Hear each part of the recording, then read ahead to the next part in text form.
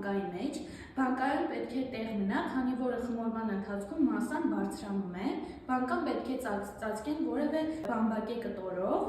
պետք է պահել մութ տեղում 20-ից 30 աստիճան Ցելսիուս ջերմաստիճանում, քանի որ արևի ճառագայթները խանգարում են խմորմանը, 14 օրվա ընթացքում պետք է խառնենք 2-ից 3 անգամ, իսկ արդեն 14 օր անց այսօր մենք կքամենք Ստացված է։ Ստացված հեղուկը քամում ենք հետո չափում, յուրաքանչյուր լիտրին 100 գրամ շաքար ավազ կամ մեղր ենք ավելացնում եւ խառնում ենք,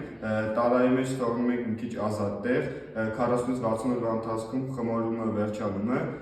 պասի խմորումը վերջանում է եւ խառնելու կարիք չկա եւ տեսնում ենք, որ տարայի վերևում փառ է առաջանում եւ որոշ ժամանակ հետո փառը իջնում է տարայի հատակ եւ տեսնում ենք, որ քացախը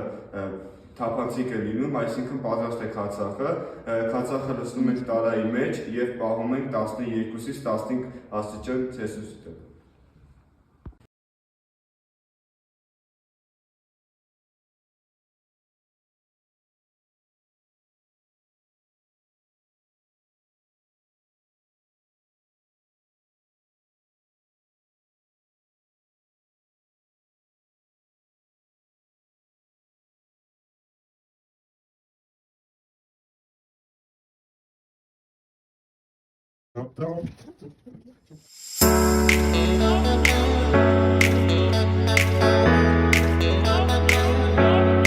Քառասունից 60 օրվա ընթացքում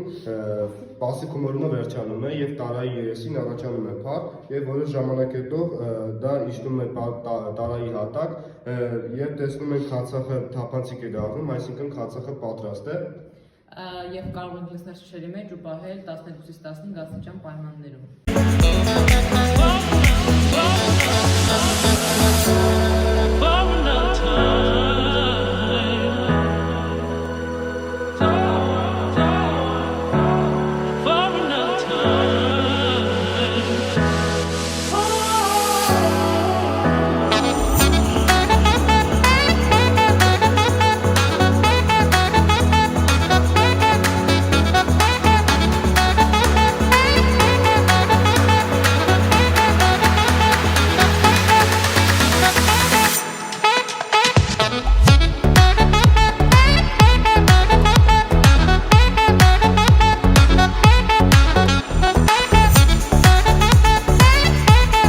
Օգտագործեցինք մեր այգիների պտուղը, խաղողը, իսկ ստացված քացախը կօգտագործենք դպրոցում պատրաստվող աղցանների մեջ։